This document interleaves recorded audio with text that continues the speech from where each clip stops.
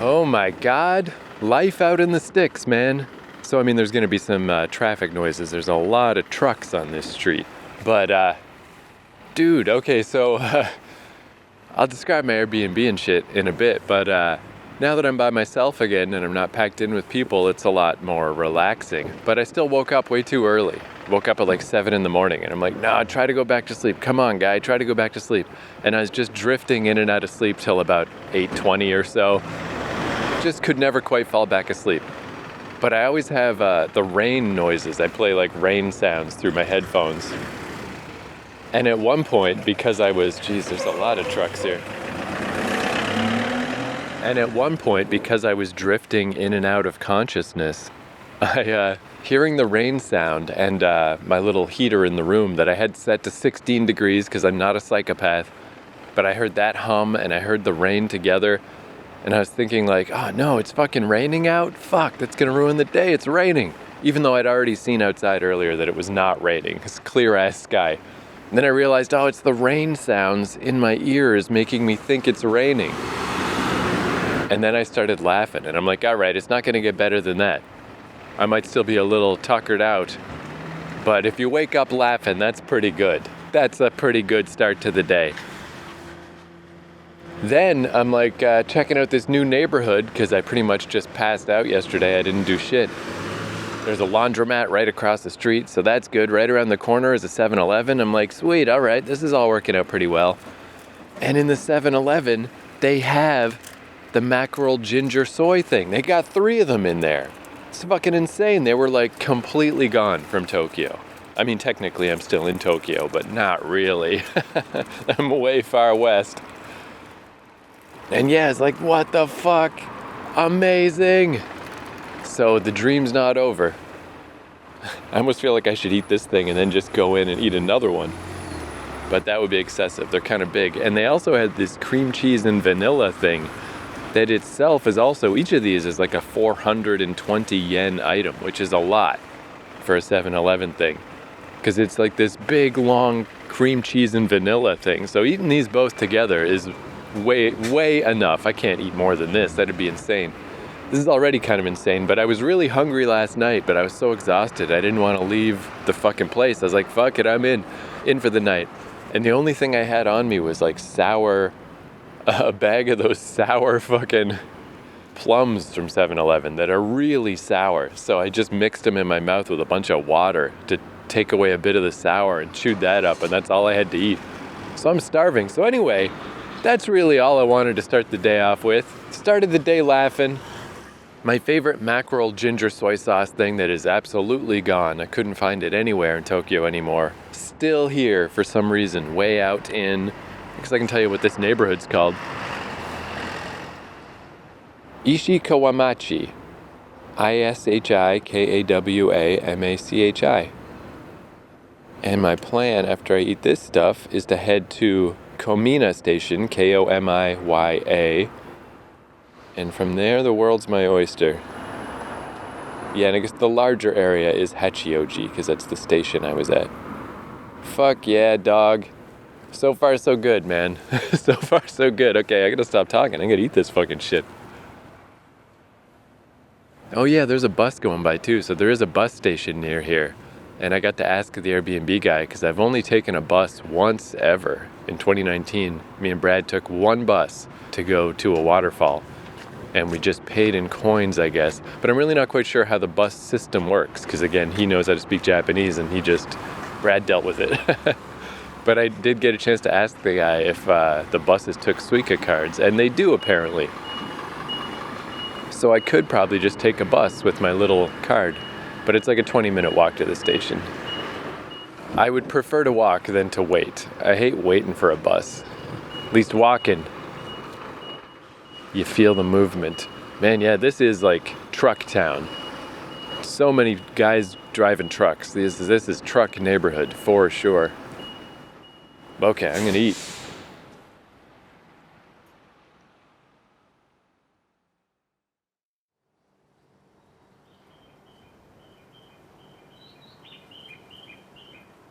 So I'm at the station and there's the sounds of birds that they often have in the underground stations. And I thought, oh, those got to be real birds this time because this is an above ground station. I'm just chilling outside. But I don't know, actually. It's always hard for me to find these the speakers that these sounds are coming from. But I think maybe they have fake bird sounds here too. I don't know. What a weird thing. I guess it's supposed to, in the underground, the idea is it's supposed to sort of calm you down and make things more chill feeling. But outdoors, I don't know. I guess I don't know. That's all. I don't know what to say about some of the things that go on in Japan. Oh, good. And there's someone else on my side of the platform. Because I was like, okay, looking at the signs, I'm like, I'm pretty sure I want to take this one side because I'm trying to get to Haijima Station.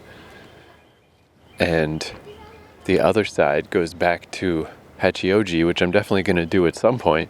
Because I want to go to Lake Takao, I think it's called. But yeah, there's like a lot of people on the other side. And I was the only one over here. And I'm like, have I done something terribly wrong? But maybe it's that a train just left. I don't know. But yeah, there's someone else on my platform now. So that's good. That means something's coming at some point. It's a small station. There's only two. The way I like it, you go right or you go left. It's not one of these big clusterfucks where I can't figure out what's going on. I don't know that there are any of those out here. Haijima has like, I don't know, maybe 4 different platforms. Tachikawa is pretty big, but even that's...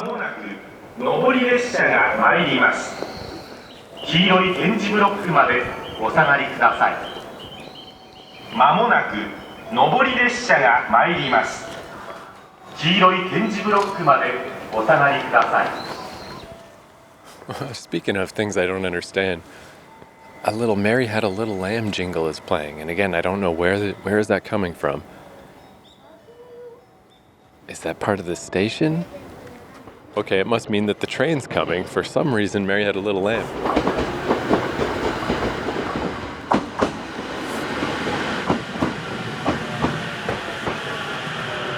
But this is not my train. This is the train on the other side. So, so this neighborhood I'm in, at first I was like, oh, this is very delightful. It really reminds me of Akiruno, where it's kind of agricultural. Or even in Fukuoka, out by like Umebayashi Station.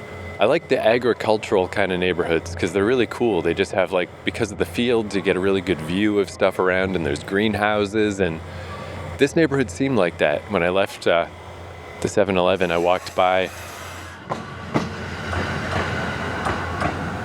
When I left the 7-Eleven, I walked by a house that had these really well curated like bonsai tree looking things, except they're big. I don't know how big a bonsai tree can be. I've only seen little tiny ones, but maybe there's big ones too. I don't know. And yeah, greenhouses and stuff. But the tricky part with this neighborhood is there's no ability to like roam through the neighborhood. In Akiruno, I feel like you can just kind of walk around and soak it in, and it's just really cool and pretty. Where here it is like a lot of trucking routes, and if you don't stay on the trucking route, it's immediate dead ends everywhere.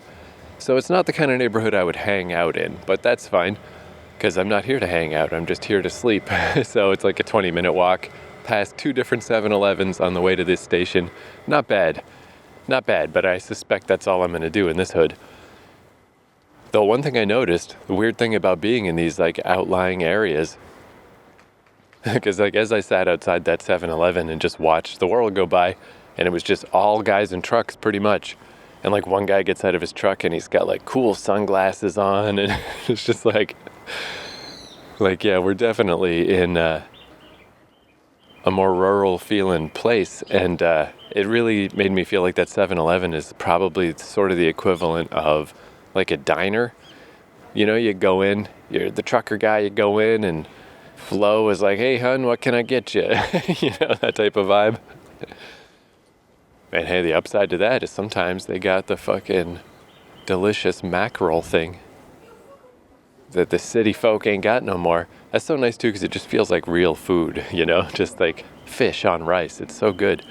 Because after I tried the Lawson's chicken the other day, then when I went to Kabukicho and I was walking around drinking a strong zero, and I did get some more chicken because I was a little drunk and I was just like, fuck it. I realized too what it is. It's not, I mean, the chicken's been here the whole time. It's just that Lawson's not all of them, but about half of them have rolled out this thing where you don't have to ask people for the chicken. That's why I never tried it, is just because even getting like steamed buns and stuff, it's remarkable how fast that can go wrong. You're like pointing at stuff and you're saying the name and you think you're saying it right, but somehow people don't know what you're talking about. And it's just like, you know what, I'd rather just not. I'd rather not. I'll just get something else that I can just pick up off the shelf and I don't have to go through this fucking, my shameful illiteracy dance. But the Lawson's fried chicken, it's like a thing where you can open it up from your side and take the stuff out. So it's like, oh, that's why. It's not coincidence that I'd never tried these before and then I suddenly did at that point. But anyway, I tried like the lemon chicken ball things, and they were kind of good. They were better. But then they also had soy ones, and I'm like, oh, that's interesting. Let's try that. And, it's unfortunate, but the soy ones are just not that good. I really do think the world is just going to move toward veganism eventually. It's just going to happen. But I'm kind of just in that middle zone where when it happens, I'll be fine with it. It won't bother me at all, but I kind of need it to just be convenient. I just need it to be the way the economic tides turn. And when everyone just only offers vegetarian, vegan stuff, then good, fine. But in the meantime, I'm probably going to go with what's most convenient. And yeah, the soy chicken balls were kind of weird. But anyway, the point I'm trying to make is that compared to that greasy chicken shit, goddamn, just barbecued fish on rice is so fucking good. I don't know how they're going to do a soy version of that, but I'm sure someday science will figure it out. Or we'll have meat cubes with no brain that never had a nervous system and never was alive, really. And then I bet there'll still be a transition period where vegetarians and vegans will think it's weird to eat meat, even if the meat had never been an alive thing. There's going to be some cognitive dissonance, but then everyone will get used to it. That's my prediction of the future. But unraveling this layer after layer after layer of dumb, pointless shit that I'm saying, being in these outside pockets, you do find some weird stuff. And I found a new vending machine type that has root beer in it. Well, train must be coming. There's Mary Had a Little Lamb. And yeah, I don't know why it even came up, but I know I brought that up at some point in this podcast already, just that root beer is very not popular in Asia. And I've seen YouTube videos and stuff where they're like, hey, try root beer for the first time. And these people are like, this is gross. It tastes like medicine. People like this in North America?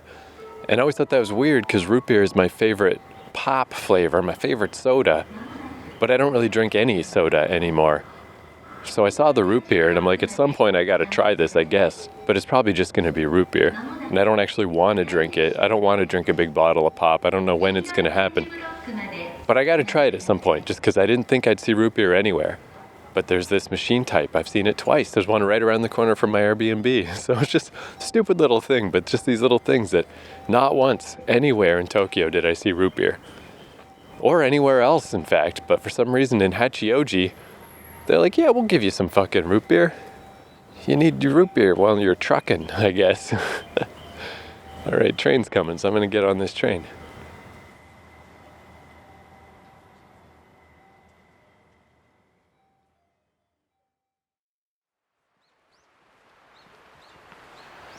All right, my first official adventure back in West Tokyo. I did a little preview of Ome Station last week, but this is the first official one back.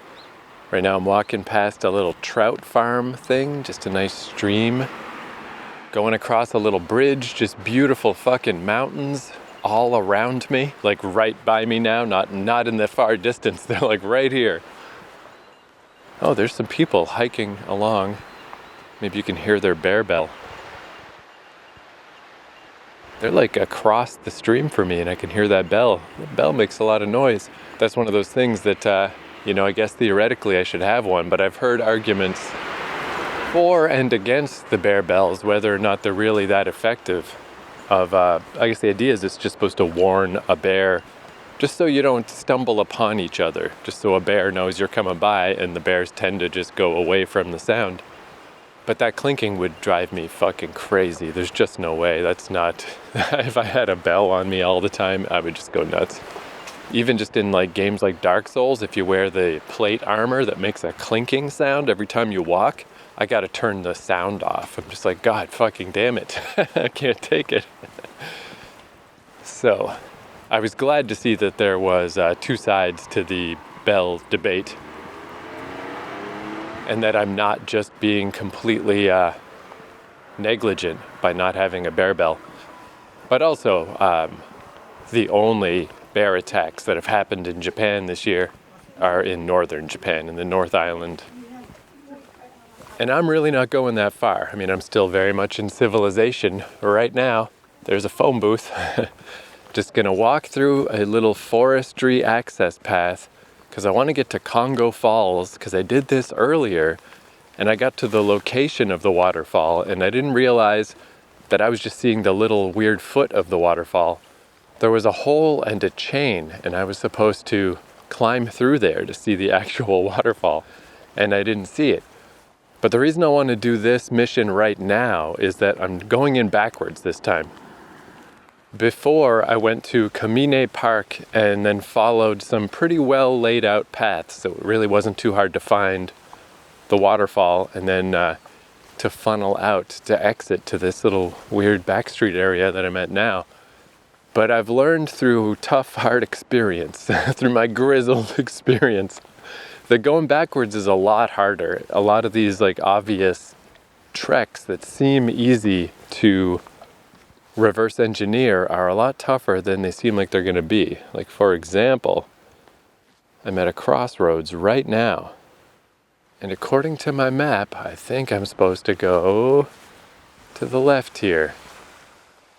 But in my mind, when I think back to when I walked this before, it didn't look like this. I was looking at it from the reverse angle. Okay, yeah, no, this is looking familiar now.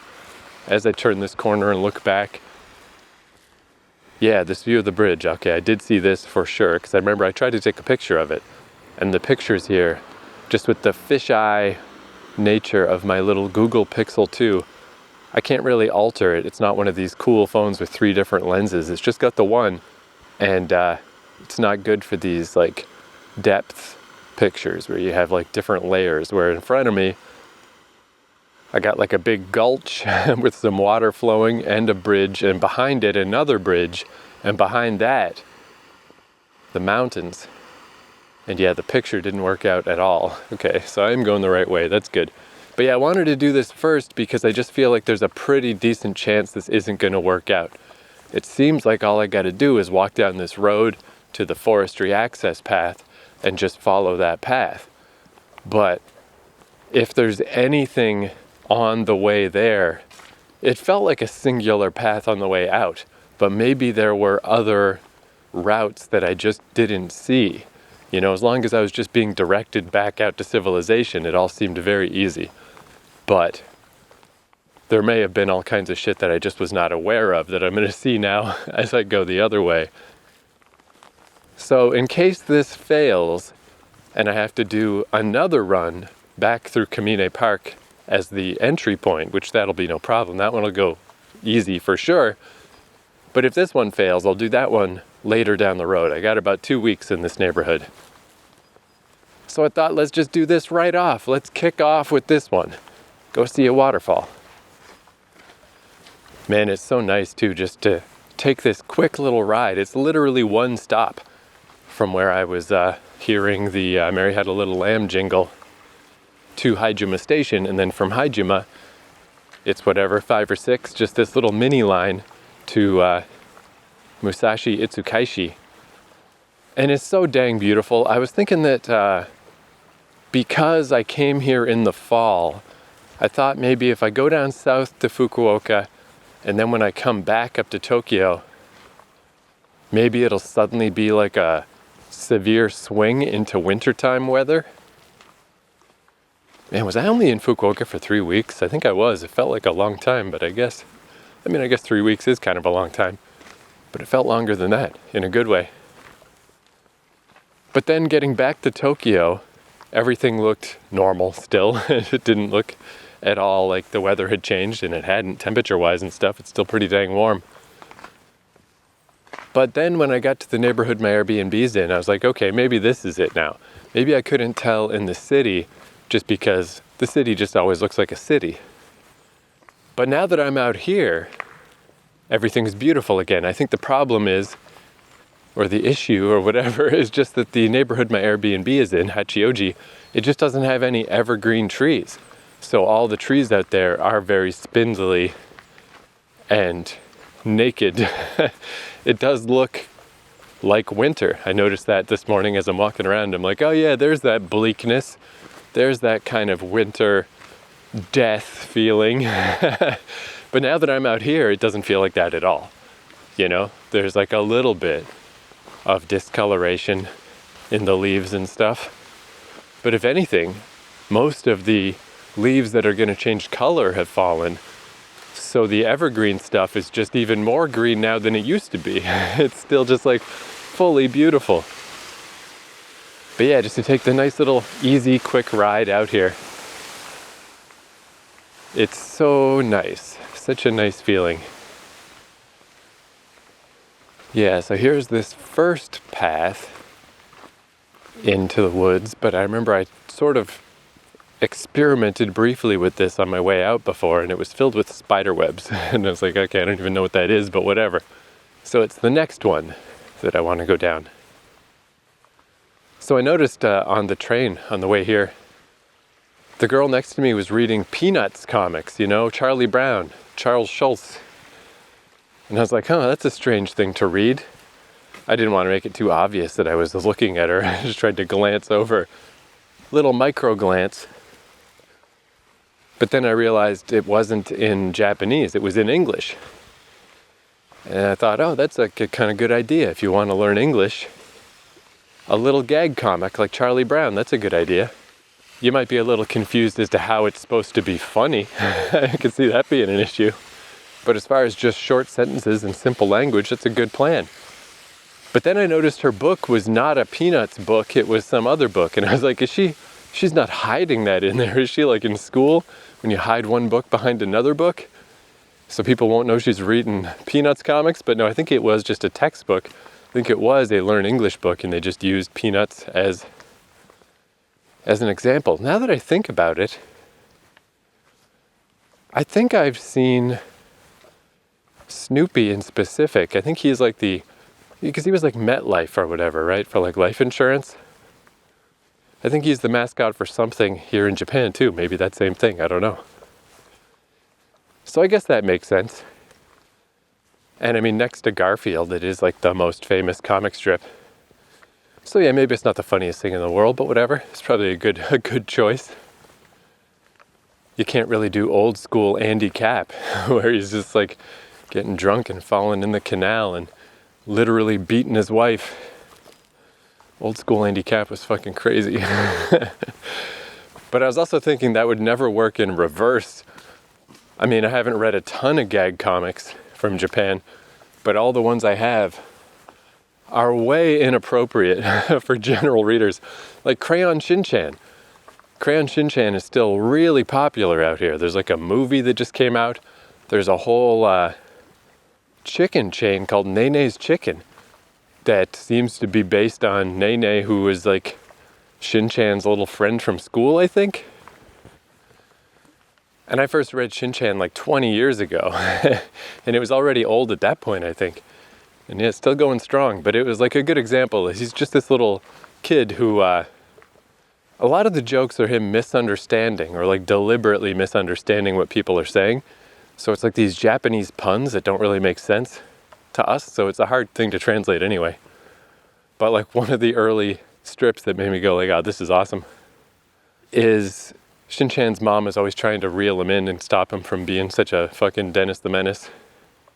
But instead of just a slingshot in his back pocket, he drew an elephant face on his stomach so that his dick was the trunk. And then he just goes outside and stands in the yard and is like greeting the day, Mr. Elephant greeting the day.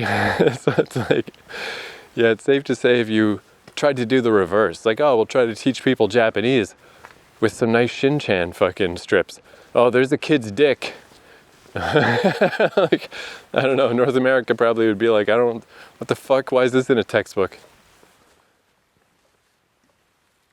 Yeah, and also my little sore throat is mostly gone, but I think it's already moved on to kind of stomach problems.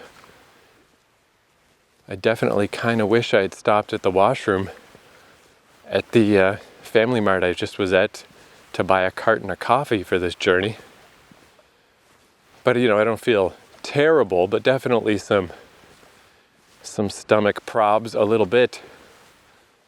But overall, this is pretty miraculous. Like, the reason I've been so paranoid about getting sick all the time on this journey is that I'm not a person who doesn't get sick. I easily get sick, usually.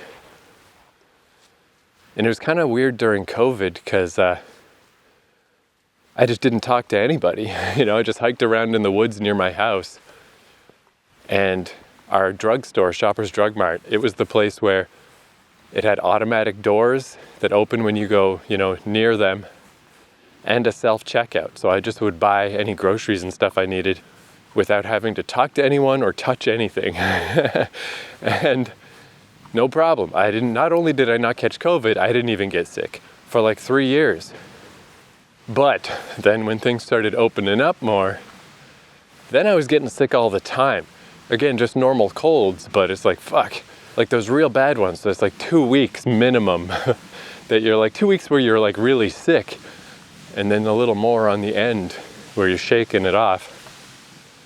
And the first episode of this podcast was about me getting wicked sick in the Netherlands and arriving in Japan and having to shake off a cold.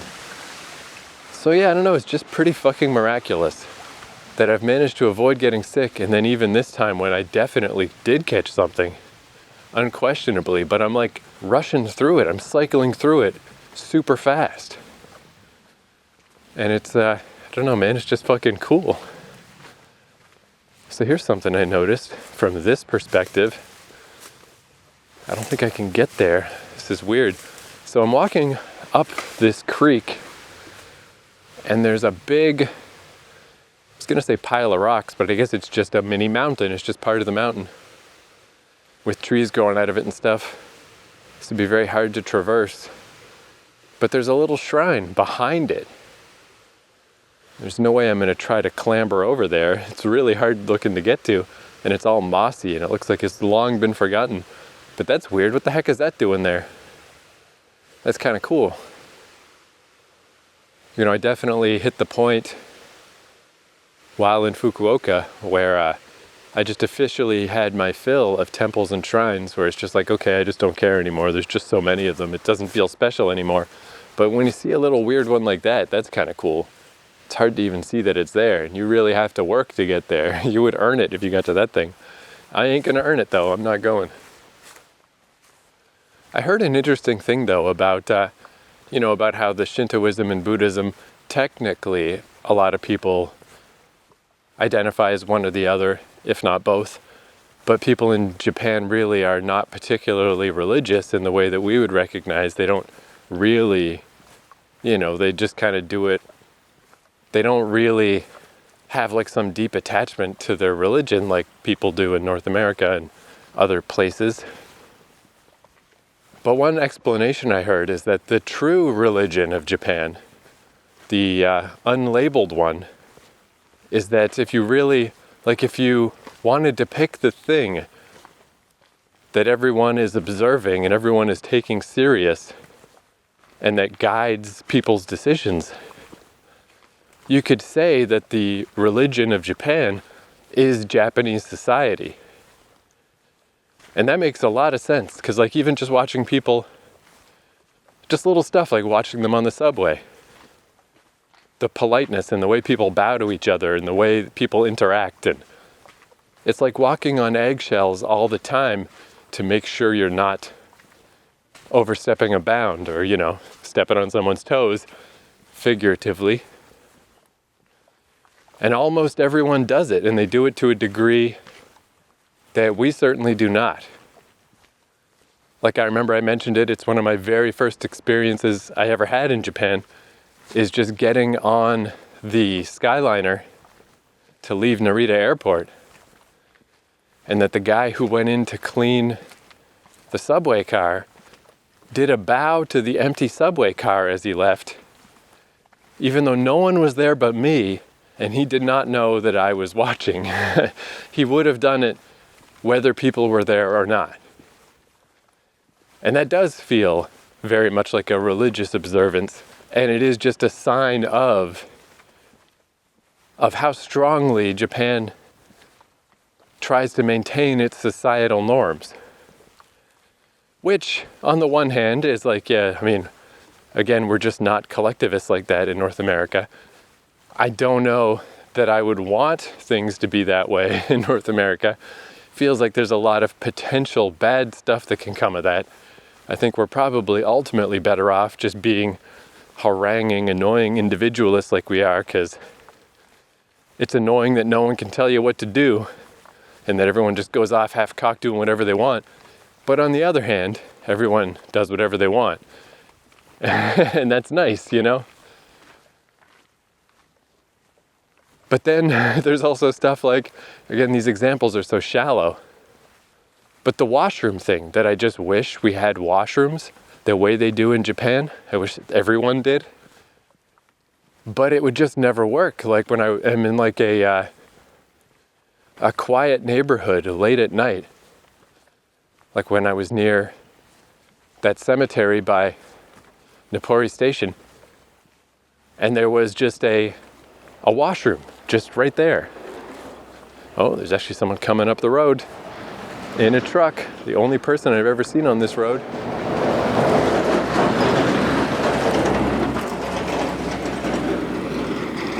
But that there was a washroom right there with the lights on and the door open and just a perfectly pristine toilet right there. The only reason they can actually do that is because they care so much about maintaining societal norms. No one's gonna fuck that place up. No one's gonna wreck it.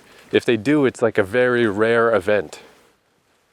Where in North America, the idea of that washroom not getting wrecked and not immediately just becoming completely disgusting and possibly non-functional, I mean, it's 0%. It can't happen. So on balance, you know, as much as I would like everyone to be polite and I would like there to be washrooms that didn't get destroyed in North America, it is a steep price you have to pay to have that kind of thing. And ultimately, as annoying as North Americans are, and especially United States Americans, ultimately it is better. It's just better to be more individual and just to be able to go your own way and have your own thoughts and say what you think. Me and Japanese society, we would not get along if I grew up here. But as a visitor, man, there's some serious upsides. Now, speaking of this mission not working, I found the path that I knew wasn't the right one. But I have not found the right one yet. And I feel like I've been walking a pretty long time. So I'm wondering if it wasn't as recognizable as I thought. And maybe I can't find it. Yeah, there is a marker on the map that I don't know if that marker is at the real spot or not. I've definitely walked quite a bit past it. However, I'm halfway to some other, again, it's in Japanese, so I don't know what it says. But in English it says city or town hall. This looks like the same guy driving back. And a little beyond this city or town hall is a garden center. Let's just keep walking then. Even if I don't make it on this particular waterfall journey, again, who cares? I'll just come back and try again from the original route. Because I'm just walking on this completely deserted road through the mountain. But it does have power lines going all the way through it, and there's at least one guy in a truck. And I passed a parked car. It seems hard to believe a city or town hall is right around a few more of these corners, but let's just go. Let's just see what the fuck this is. Because then on the map, this road just stops. It just ends.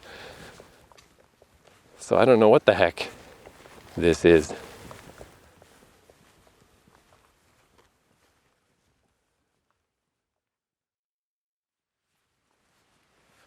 Well, that almost tied in fucking perfectly to what I was just saying, because this town hall thing, or whatever it said, where it was like city center or town hall, you know, even Google Maps didn't really know what it was referring to. Just that there's something there. It's like a lodge that had washrooms. And I was like, well, holy shit. What could be better? That's exactly what my rumbling tummy needs. But I really am in the middle of nowhere. It's just too far from anything, because there was a gate across the main little driveway, but it wasn't locked, so I was able to open the gate and go in. But unfortunately, the washrooms, there was a men and a women's, and they were both locked. So, end of December, in the actual fucking middle of nowhere. Yeah, that's a step too far even for Japan. Those washrooms were not available. And it was unfortunate because, yeah, like I said, I got some kind of stomach bug. I had to sneak away into the woods. But probably into an area where no fucking human person will ever go ever again. And certainly not before it rains once or twice to wash away my misdeeds. But you almost saved me at the last second, Japan. That's still pretty remarkable. Like, even though I'm here at the wrong time of year and the place was closed, the fact that in my moment of like, oh geez, my throat doesn't hurt anymore, but my belly's kind of messed up and I don't know where I am. I'm just walking down a random mountain road that just disappears on Google Maps. And that there was washrooms. There were washrooms here. That I came that close to being saved is fucking amazing, you know. I'll give you points for that one, Japan. That's still, I think that counts. But as for what's beyond this road, whatever, it started to become an uphill walk. And I did pass one guy, a younger guy with headphones in, and an older lady who seemed like she was looking for, like, you know, I don't know if this is the right time of year for that, so maybe it's not what she was doing, but when people go gather wild vegetables and stuff, I've seen people in North Japan, the Go North Japan channel, he does that sometimes. He goes out with people he knows that, you know, locals that know what is edible and what's dangerous and stuff, and they gather wild vegetables. But I mean, he's in the north. Maybe you can do that here this time of year because it's more temperate. I don't know. So, I mean, I did pass some people, but the fact that that thing was completely shut down, that lodge, and the one truck I saw go by immediately came right back. And on Google Maps, it just disappears. The road just stops. I'm like, you know what? I don't care enough. I don't care enough to keep going. Especially uphill after you just took a crap in the woods. I don't know. I just feeling a little, whew. Having a big poop always takes it out of me. Now let's stop talking about that because it's apologies for, I mean, if you're this deep into this podcast, I guess you're all right with it, right? You don't mind hearing about me pooping in the woods, probably. Anyway, I'm turning back around. I'm going to go back to the falls. I'm going to resume the original plan because I'm sure there was just a turnoff that I missed somehow. Or possibly that first one that I saw that I thought wasn't the right route. Maybe it was. I don't know. If I don't see something super duper obvious, I'm not just going to wander into the freaking woods. I'll just bail out of this plan.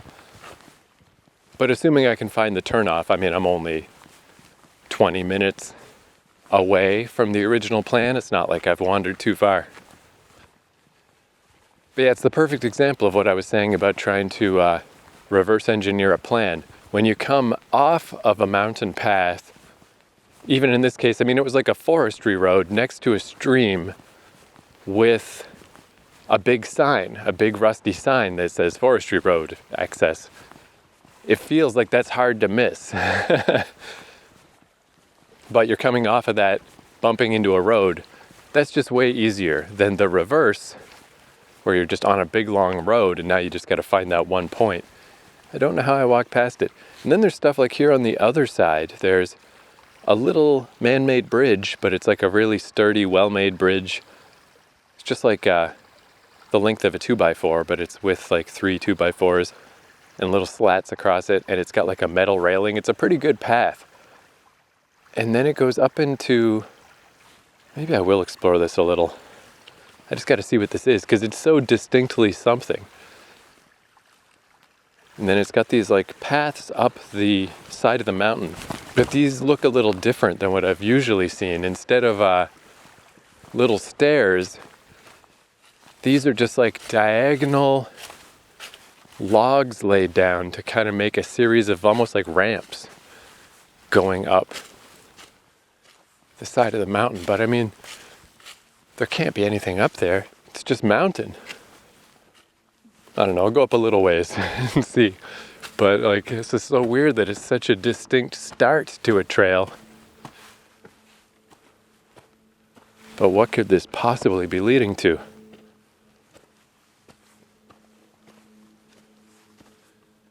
Yeah, and of course I'm back to basically the West Tokyo / Fukuoka life, where my day ends at 5 o'clock, you know?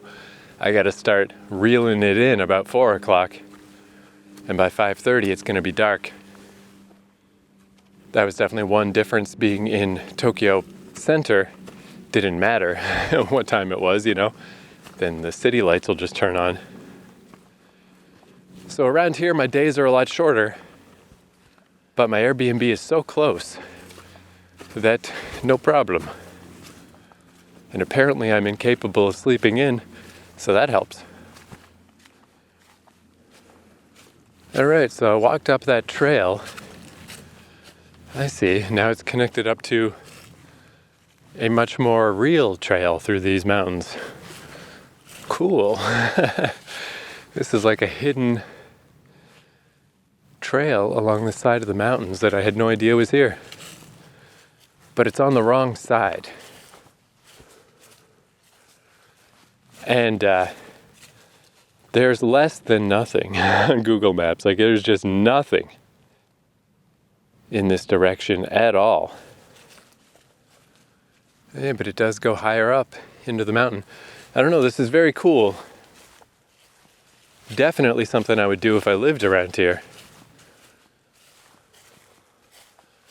But like I was saying earlier with the Bear Bell guys, you know, I'm just doing these little tiny treks that just barely take you outside of civilization, where even if they're closed, there's still washrooms, you know, there's signs everywhere and stuff.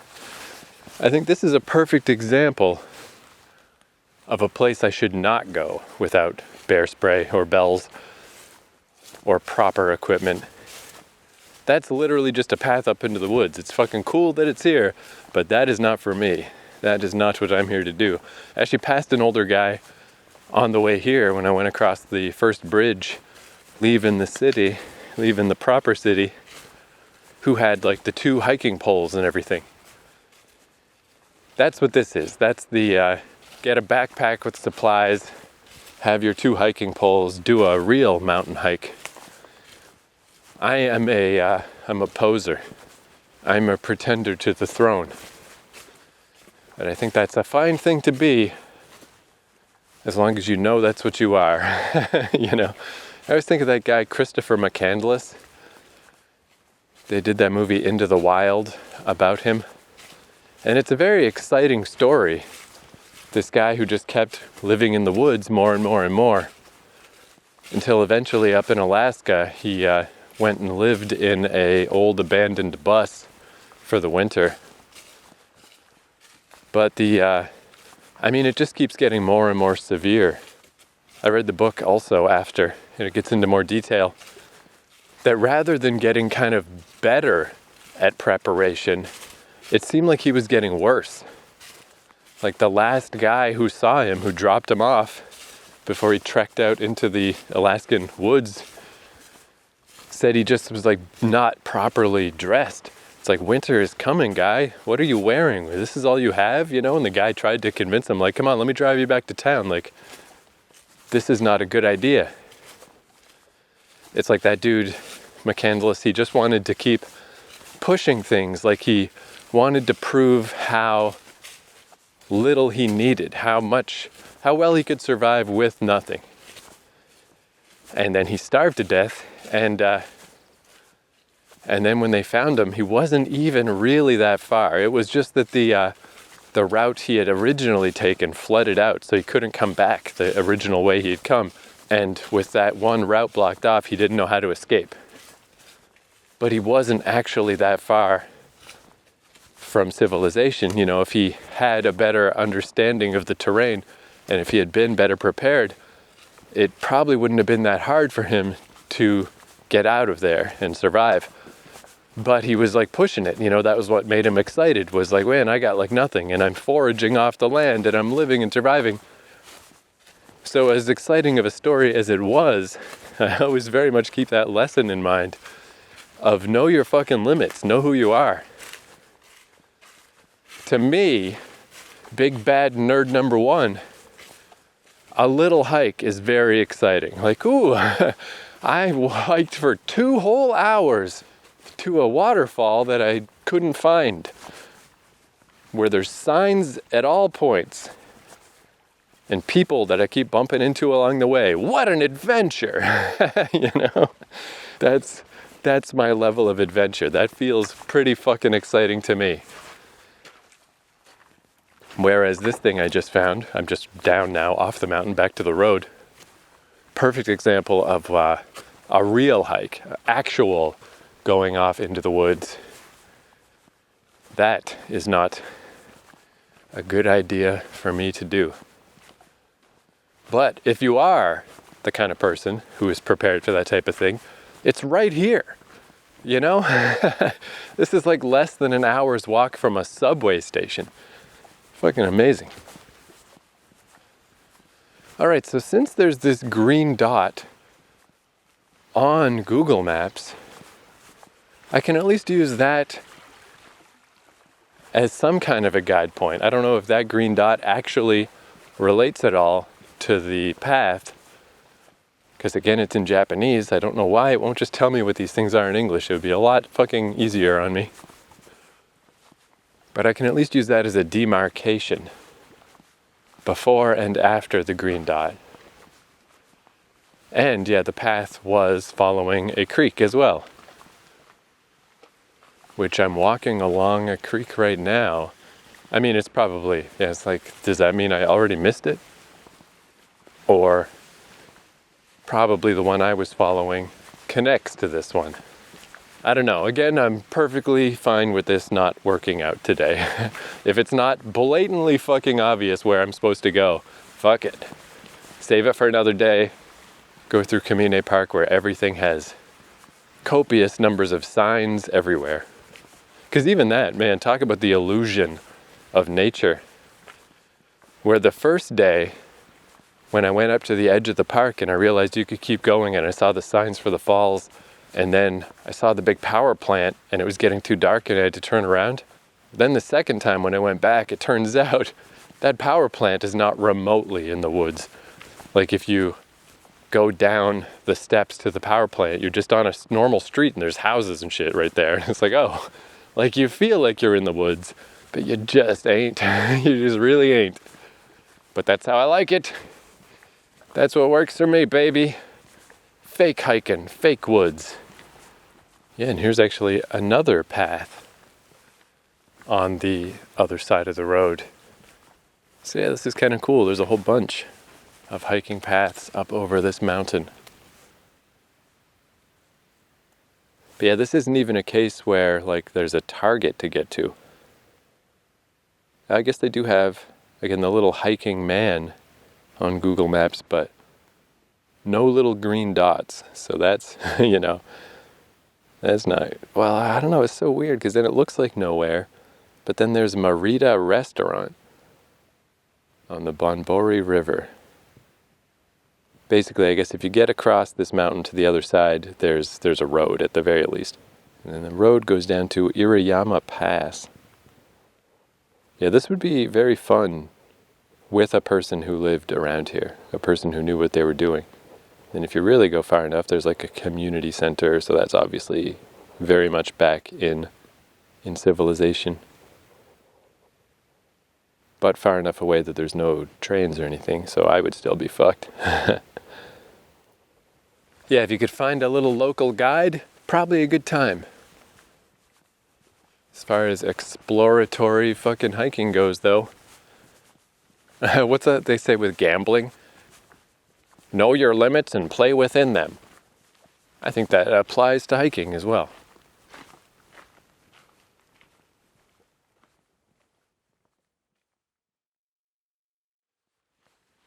All right, this turned out to not be that tricky. It was the thing that I passed that I was like, oh no, that's not the one. Because there is, I guess somewhere in there is like a really overgrown rundown trail that I remember briefly trying to go down and abandoning. And I just assumed that this was it, but it was so overgrown and just something you would not ever consider going down that I walked right past it without even noticing it, and then assumed this trail was that one.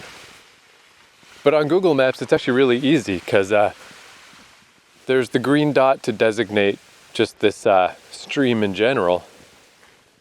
But if you zoom in a little further, there is one, the actual stream is on the map. So right at the intersection where the stream splits into three, there's another green dot, and that's where you go. Although when I first walked in, it was like the trees were especially dense overhead, and it got kind of dark. And I was thinking like, geez, this is the absolute definition of if I hadn't come down this path before from the other direction, I would never go in here in a million years. Why would you just walk down this fucking weird forestry fucking road, quote unquote?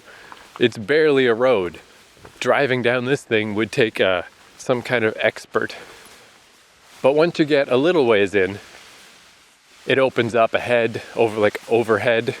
It's nice and light in here. The sunshine's coming through, and there's the good old ribbons. The ribbons everywhere. You can always see, well, from here, let's see, I can see 1, 2 ahead of me. So yeah, like I was saying, it's always possible that there are some splits on the way, but I mean, I guess not, because it's this stream is kind of the real trick. If you just keep following this stream, you get to Kongo Falls. So if there does happen to be any branches in this path, walking this way, I'll just go where the stream goes. I think this should all work out all right. It's about 1 o'clock, so I got a solid 3 hours, but really 4 hours till it really gets dark. And based on when I did this before, that should be plenty of time. So I think my plan is, assuming I can just get through this way to the falls, then I'm going to do the whole thing in reverse. Because from the falls to Accompany Park, that's where there's tons of signs, and it's like way easier to navigate. And Accompany Park is no big deal at all. In the very worst case scenario, I could navigate that place in the dark, no problem. And then from there, it's a short little walk back to, well, I don't know, a 40-minute walk back to the subway. Nice. I really kind of thought I might not pull this off today. All it takes is one little piece of the puzzle to not connect up. And then, what's that Lemonheads lyric? It's she's the puzzle piece behind the couch that makes the sky complete. Allison's starting to happen to me. I always love that line. The puzzle piece behind the couch that makes the sky complete. It's a fucking genius it's a genius goddamn lyric. Man, this is fucking nice, dude. This is really pretty. Oh yeah, and I guess too, I never noticed this coming in the other way. The forestry road part really doesn't last very long. I'm just on a path now. But the path actually seems clearer and easier to navigate. I guess just because it is a single path, so every person walking is eroding this one path. So this is a very clear path. Where the forestry road, sort of ironically, seemed worse. And still the little ribbons everywhere. God bless you, previous surveyors who put these little ribbons all over freaking Japan. Not only are the ribbons a great help, but it's also just a great, like, if you don't see ribbons, if you don't see very clear markers, just don't go there then. It's good in that sense too. This is one extremely well-hiked country, so just go where those who came before you have already gone. The reverse Star Trek.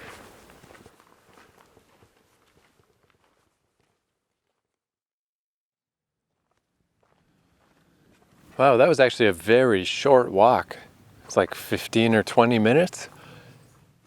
Beautiful though, goddamn, so beautiful. But I mean, it's one of those things, I definitely recommend coming in from the Kamine Park side, but I think you'd kind of have to anyway, because obviously my description of that whole route is very vague, because there's just not that many landmarks. I don't even know how to describe how to get there. Coming in through Kamine Park is the best bet. And then once you know it, you can come in this back way like I did. But that was really nice. But yeah, really short. So I'm at this signpost right before the falls. So Sawadobashi Bridge is where I just came from. Sawadobashi Bridge, although I don't think Google Maps says it in English. So, but it was only 1.6 kilometers. They have a very short little thing. And then the Kongo Falls is 0.4. So I'm just about there. Gonna go actually see the waterfall. But then I was gonna go back the way I came in originally, down these really steep steps. But I forgot there's another route here. Kotokuji Temple, Kotokuji Temple, only 1 kilometer. And on that same route, Kamine Park, 1.3 kilometers. Like, all this stuff is so close.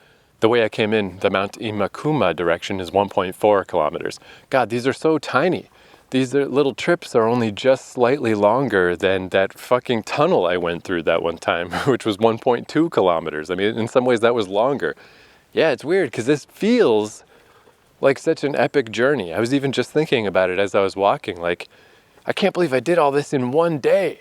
I went to the waterfall. Like, wow, what an epic adventure for one day. But when you see the actual hard numbers, damn, all this shit's close, which is a good thing, because it is this goddamn beautiful, like, no matter which direction you approach from, just beautiful fucking woods. It's so, so good. And they're all very, very close. Like, this is really easy to do. Which, I mean, yeah, that's again what I just love about Japan. Like, those insane views I found, those couple of places in Fukuoka where you could get like an overview of the whole city. And they're all so easy to do. Even the faraway one at the temple with the reclining Buddha, that one just, you got to take a train, but other than that, it's easy to get to. Japan just has so much shit that's so easy to get to, and it's so nice. So yeah, I think I'm going to take this Kotokuji Temple route on the way out, because it seems like, since it also mentions Kamine Park, it's all going to loop around and take me back to the origin anyway, just in a different route, so why not? However, yeah, I know this spot. I remember I was rambling about fucking video games and how this reminded me of Shadow of the Colossus or old Sega Master System games. Because coming up here is going to be a watch out for falling rocks warning. So this will be interesting now to see, because I do remember this little hole you're supposed to climb through, this hole in the rock. I definitely did notice it. There's the caution, fallen rocks. That's a perfect example of like almost the right English. It says fallen, like the past tense. Not the colloquial, yo, fallen rocks. And not falling rocks, fallen rocks. I mean, I probably don't need to be cautious of the rocks that already fell. Close though, so close. It reminds me a lot of when I went to French school. I can speak French okay, my accent's good, but the actual underlying grammar, oof, I didn't realize till about 4th grade that part was not keeping up. And yeah, I started to realize like I'm a chatter, I'm a kibitzer in French, even as a kid when I was good at French. being the written guy was never going to be my strong suit. So that's how I feel a lot when I see English signs in Japan. It's about the same as if I try to write in French. It's just not quite there. But yeah, I saw something. I definitely, as I was rambling about Shadow of the Colossus, I definitely saw something that caught my eye, but I just didn't go closer and I didn't clue in. As I described at the time, in the classic episode about Kongo Falls, or whatever I called it, failing to see Kongo Falls. I just thought this little bit at the bottom was the falls. Yeah, I'm looking at them right now. Because I just thought I can see why I made the mistake. I just thought maybe it's just the time of year. Because the way it looks from here, oh, and here's the sign, caution falling rocks. That one is proper. It really looks like, yeah, I can definitely see why I fucked this up. Because you can see the outline of where a waterfall might be. It just looks like I'm here at the wrong time of year. Like there just might be more water at a different time of year. And this little weird, there is a path, I guess, that does lead to this little opening. But man, it is not inviting. I can very much see now. I'm going to give myself a little bit. I got to be a little nicer to myself. I was feeling like a real idiot the first time. But yeah, I would never walk up in this. This does not look natural. It's this fucking, I don't even want to do it now. It's like all slick with wetness. It's not a very long tunnel. It's probably 2.5 meters long, but it's not very big. And it's got this chain to hold on to. And it's just fucking creepy. You're just climbing in the rock, under the rock. Jeez, talk about fallen rocks. This feels like, what if this thing goddamn collapsed on me? Yuck, I don't like this feeling at all. So no fucking wonder I didn't do this. Okay, here we are. And you know what? You know what? It's my catchphrase. Fuck waterfalls. It's not that good. It's better. It's definitely bigger. It's not that good. Oh, there's like a statue here though. That's pretty cool. Oh, and some people have just piled up rocks. Now the people will know we were here. One of these scary fucking Buddhas with the scary demon face. Oh man, big money. Usually it's just like 1 and 5 yen coins here. There's 300 yen coins here. Whoa. Oh, and here's another smaller one. Smaller little platform with the traditional 1 and 5 yen. Oh, and a couple of 10s. When I watch the guy on YouTube, again, maybe time of year too, it probably is a bigger waterfall other times of year. Just because you can't really tell on video due to fisheye lenses and, fucking saturation sweetening and stuff. It looked pretty cool on YouTube, and I was like, God damn, I'm a dummy, I missed that. But in real life, it's not that great. And now there's these little stairs, rock stairs that lead up, and then they turn into metal stairs with a sign that says road closed. Yeah, and I can't really see the metal stairs just kind of disappear up the mountain. But yeah, presumably there is potential for rock slides and such and such. Well, all right then. I still recommend this walk. It's not bad. It's okay. But the walk itself is for sure the best part. So I'm glad that I kind of missed the waterfall the first time so that I would come back. That guaranteed that I would have to come back. So I get to do the nice fun walk again. But yeah, I don't know, waterfalls, I guess. Because the other one I saw was Hosawa Falls, where you got to take a bus. It's also near here. You go to Musashi Itsukaishi Station, and there's a bus, and you just ride the bus till the end of the line, so it's pretty easy to get to, assuming you're willing to brave the bus system. And even the bus ride up the mountain was very pretty. But that was like a big waterfall, you know, that was like a real waterfall. I mean, it was about the same height as this one, but it was like way wider. It was like 50 times wider. This is like a very narrow little waterfall. Geez, even, I just took a picture of it, and the picture looks like shit. I mean, this is, again, probably the wrong time of year. It is kind of just like dead leaves and stuff all on the rock. Yeah, I guess you can see too how, just because of the wetness of this rock, like I bet this becomes significantly bigger other times of year.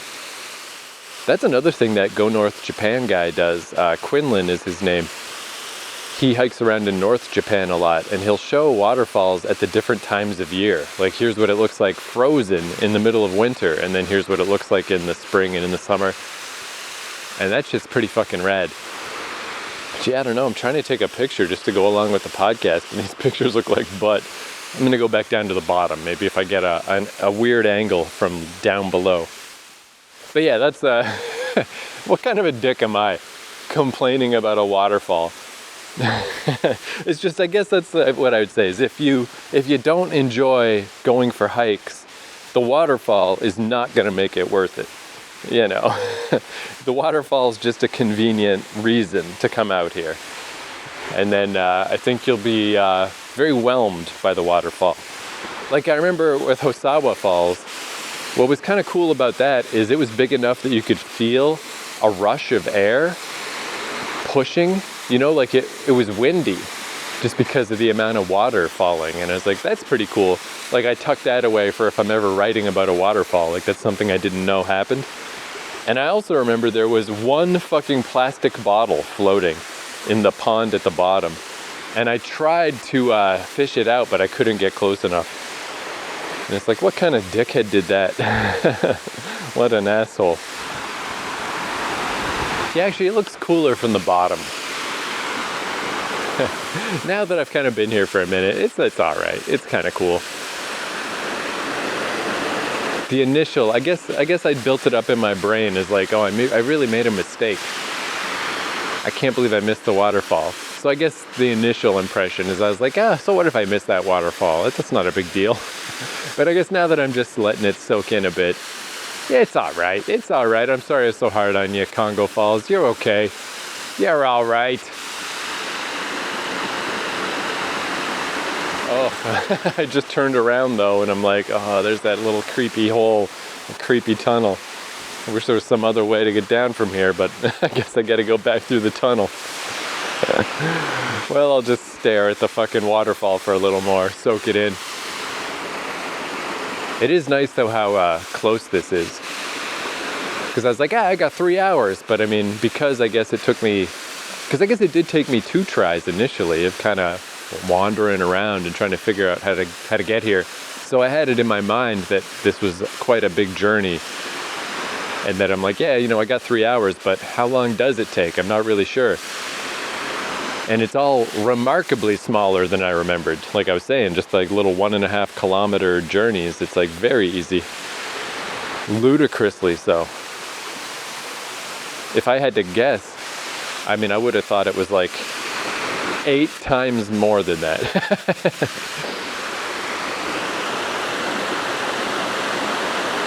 Oh, I can see my breath a little bit too. Must be something about just being down in this little pit, in this fucking waterfall pit. The temperature's different. So there we go. I did learn something. I learned about the air pressure from big waterfalls causes wind. And if you're in a grove, in a little weird waterfall hole that you got to climb through a rock to get to, the heat stays in here. I've heard that about like camping in the winter time. You really got to be careful not to camp in like a recess in the ground, because cold air pockets get trapped in there, and it's like way colder than it would have normally been. The same way hot air rises, cold air sinks. Cool. All right, well, let's get back through the tunnel, and then let's go take the other route back to Kamine Park. Oh, you horrible tunnel.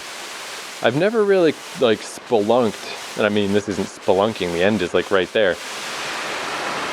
But I think I would hate it, just based on this, how uncomfortable I feel going through this one little tunnel.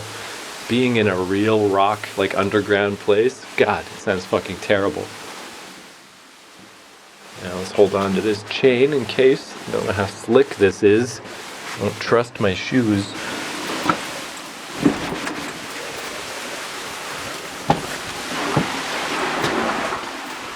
Whew. Yeah, I don't like that part, that's for sure. All right, mission accomplished.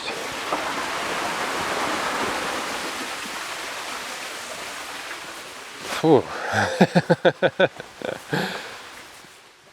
Well, not quite the experience I expected to have, but hey man, all I can do is be honest, and I'm honestly a fucking shitty idiot who thinks waterfalls aren't that cool.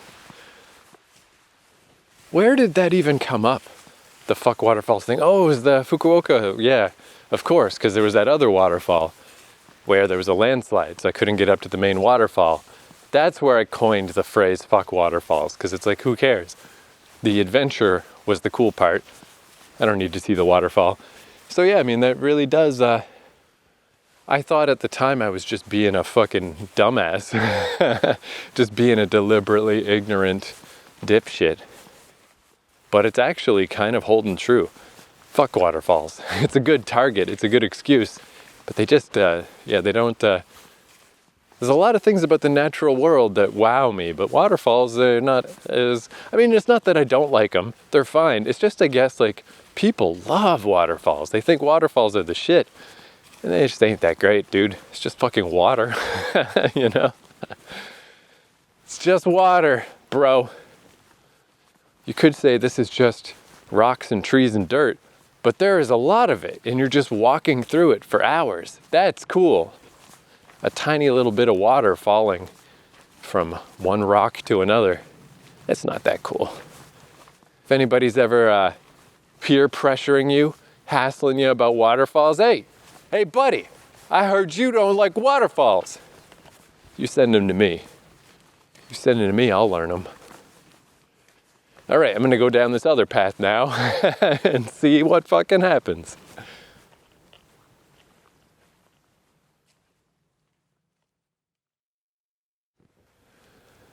All right, I'm at 0.3 kilometers to Kotoku Temple, K-O-T-O-K-U Temple, and 1.2 kilometers from Kamicho bus stop. But yeah, so this other path, it doesn't go to the temple / Kamine Park. It does just split again. Pick your poison, the temple or the park. So I'm going to the temple, so I'm not sure where this is gonna make me exit. Probably not Kamine Park, but yeah, just going up is like quite steep, but it was steep the first way I came down too. I think all the exits are very steep except the one through the forestry road, which is not at all steep. But I'm up on a ridge now.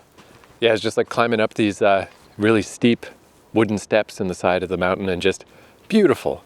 Better than a waterfall. The view of just seeing the mountains and the trees and shit as you go up. But now I'm on a ridge and I can see the town right there. So yeah, I mean, this whole thing, it really is such an illusion of a giant trek. I can't believe how close it is. Like there it is right there. I could not throw a stone and hit those buildings, but I could shoot a BB gun, and actually that might not make it either, but maybe. It's really close. Just neat, man. Just neat. This is a very good walk. I did see a little pile of animal poop, and I was like, I assumed it was from multiple animals, but now that I think about it, I mean, I guess maybe it was just one animal's poop, but it's the only, like, that's the only spot where I've seen any evidence of animals like that. And it made me wonder, like, what is it that would make, it's probably boars, right? I mean, I think boars are the main thing in the middle and southern island of Japan. what would make them just poop in that one spot? Is it just because somebody else pooped there? And they're like, oh, that must be the spot, let's poop. But it did make me think, like, I bet one of these days, I got to assume someday I'm going to have my second encounter with wild boars, where one came pretty close to me at Aburayama Kitai observation deck in Fukuoka, where much like the fat lazy raccoons on Mount Royal in Montreal who aren't scared of people, this boar was a similar situation. It just came over to try to swipe junk food. That particular wild boar clearly was just knew that people were always coming up there and that it was nothing to be scared of. Didn't need to be scared of the people, and you could just go in and possibly nab a chip bag or something. So it was a bit of an unusual situation. I mean, hopefully I never bump into wild boars ever again. Because wild animals are scary, man. But you never know. Could happen someday. And a pile of poop is a pretty good reminder to be mindful of such a thing. Well, I have no idea what this supposed temple is or where it is, but there's a little bench here with a nice view overlooking the town. Not fucking bad. Once again, better than a waterfall. Alright, it looks like I'm actually just a little bit north of Kamine Park is where this bench is, and Kotokuji Temple is down the hill from here as part of the city proper. So I think I'm actually going to turn around, go back the other way into the park, because I got a little inevitable hiking through the town one way or the other just to get back to the train. So I'd rather do it through the park. Not to mention, there's very nice washrooms in that park. So I'm sure there's some washrooms down there somewhere too, but who could say where? It's very residential, maybe there's not. So the park life is the life for me. What a nice little town. So quiet and nice. It's a little river running through the middle of it. Oh, the Aki River, of course. That's the river I stood on the border of when I first came here to just review convenience store food. Fun to look at, just all the little buildings. It's like the longer you look, the more little details you notice. It's like Mr. Rogers' Neighborhood, all these little teeny houses, little cars moving around. There's our little person walking across a little bridge. But all right. Away we go, back to Kamine Park.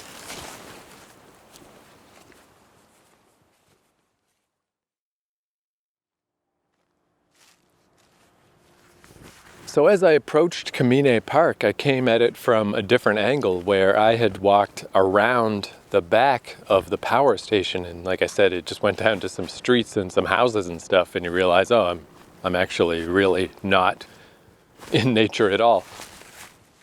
But this time I went around the front of it, or wait, maybe that was the front, and now I was at the back. Anyway, the path that goes around the other side of it, and you do get this really beautiful view of this giant power station in the middle of the woods, and it's just similar to that timber factory by Ome. It's just strangely beautiful to see a gigantic, huge, man-made facility just in the middle of the trees. But then getting back to Kamine proper, I was like, oh yeah, I remember now. This is why I thought the falls were like an epic journey when they're only 1.5 kilometers away, is because I did go on an epic journey. I started at a much earlier subway station, walked across a big bridge, went around the tunnel, got lost there a bit, then by the fucking golf course, and then on this wild Indiana Jones super rough path with these weird cliff sides and all this fucking very dubious shit. And I was like, oh yeah, that's why. It did take me all day to get there, but yeah, if you don't want to do all that stuff, it's incredibly easy to get there. But it's kind of cool because I just passed by there, which had been, chained off and like, don't go here before. And I didn't really deliberately go on that trail. I just ended up at the other end of it and was like, wait a minute, isn't this that same trail? And, it was pretty rough. There was a couple scary parts, but it wasn't so bad. And yeah, I notice now that the do not enter chain is gone. Now there's a new sign that just says this is not part of Kamine Park. But then it has some of the highlights of like, here's the stuff on this trail if you want to go do it. So that's kind of cool. I mean, it wasn't as wildly irresponsible as it seemed at the time. Now it's just like open again. And they're like, yeah, it's a trail, man. But just so you know, it's not part of this park. So don't fucking blame us if you die. But that's kind of cool. Oh, and I guess I'll yammer a little bit about the new Airbnb real quick. So it's just a guy's house. But it's kind of cool because I got like there's like a sneaky back entrance through some hedges. So I can sneak in through there, and I got a key to the back door, and then I just go straight upstairs. And there's, I think, 3 rooms, but I think I'm the only one who's in one right now. And then the downstairs is his. So the downsides are we got to share the shower, but that's not a big deal. It's not like he's in the shower very often. And there is no kitchen, really. The kitchen area is just his. But he did set up, I mean, partially maybe this is just to counterbalance the fact that there's no proper kitchen. But part of it is also, I think, just that hotelification thing that's been coming up more and more about Airbnbs is there's like a little coffee stand, coffee, tea, whatever. He's got like a little hot water thing like they have at the convenience stores. And it's just like free tea and coffee, help yourself. And it's like, hey, I mean, that's cool on the one hand, but I'd rather just things be more bare bones and not have a coffee station. But hey, whatever, dude, I guess it's here. But I thought I'd try one today. And it's weird where the coffee thing is really kind of cool. It's this little pouch. It has like a little hook on it, like this little device that you pull out from the bag. It's kind of like a tea bag. And you hang it on the edge, on the inside of your cup, and then fill it with water. And it's just like that little Japanese ingenuity where it's just kind of neat. It's just like, wow, this is a lot more elaborate than any kind of instant coffee type stuff I've ever seen in North America. And he had little creamers. But it's just funny because it's like a little teeny coffee cup, fairly small little coffee pouch thing. But then all these mega sweet coffees I'm always complaining about. Dude, it is not just me. The fucking sugar thing was enormous. This big long stick, like pouch, like long stick-shaped pouch of sugar that is intended for one coffee. It's enough sugar for 4 coffees, easily. But that makes sense. That's how they like their coffee around here. They just want it to be so fucking sweet. So I didn't even open it. I'm like, I can't even use this. This is a goddamn inhuman amount of sugar. So I just made a coffee with just a little creamer and no sugar at all. And it was okay, but I don't think I'll be going out of my way for the coffee tea fucking little outpost. I'll just go get a coffee as I leave the house, But yeah, it's kind of weird too, just because I don't have any kitchen access besides that. I just wanted to fill a water bottle. And it's like, I mean, I guess I could use the little sink built into the back of the toilet. I mean, it is just water. It's basically just a sink. It just feels very weird to hold your water bottle above the toilet and fill it with water. But the bottle wouldn't fit anyway, so that solved that. So instead, I just refilled the bottle. It was already half full of water, as it still is now. Usually when I get home at the end of the day, it's still half full of water. So I just fill it with hot water from the little hot water container thing, and then just let that return to room temperature. It's a little strange, but it's like, because I really don't need the kitchen. That's all I would need it for, is just to fill a water bottle. But it's a little strange when you're just suddenly like, I can't though. I don't really have a way to do this. Unless I just go buy a new bottle of water every time I leave the house, which would be easy enough to do. They're in every machine. But it's just water, dude. Tap water is fine. But the place itself, it's, I think it's about $35 a day. So it's not too bad. But you could put 3 people in there. And like that would be, man, like that's how, I don't want to travel with people. I do though wish I could pay the reduced price of traveling with people. Because it's like a set of bunk beds and a loft. And it's like, I'm back in bunk beds, but it's just me. There's no one else here. And they do have these a lot of Japanese beds have these really thin mats. It's not like a proper mattress, and it's way too thin. But since there's 3 different spots for beds, I just took all the mats and piled them up, and it's like, there we go. There you go. Princess Keith gets his fucking millions of mats. And the loft is kind of cool at first because it's like you just climb up the ladder and you go up in this loft area. And that's how my precious Airbnb that I was at in Fukuoka in 2019 had one of those. But it reminded me pretty quick why I didn't really use it in Fukuoka. Because I was like, oh, this will be cool. Like I can sleep downstairs, but I'll bring my computer up here, like a little separate room, and do work up here. But anytime you do need to climb up and down the ladder because you forgot a cord or something, it's just too much of a pain in the butt to go up and down the ladder all day. But it is still kind of cool. All right, I'm in this little lodge in Kamine Park. From here, I'm just going to walk back to the train. So there we go, dude. Kongo Falls returned. The classic episode, Eff Waterfalls. Thank you for listening. I don't know what's on the docket for tomorrow, but something wonderful and West Tokyo related. So I hope to see you then. Adios.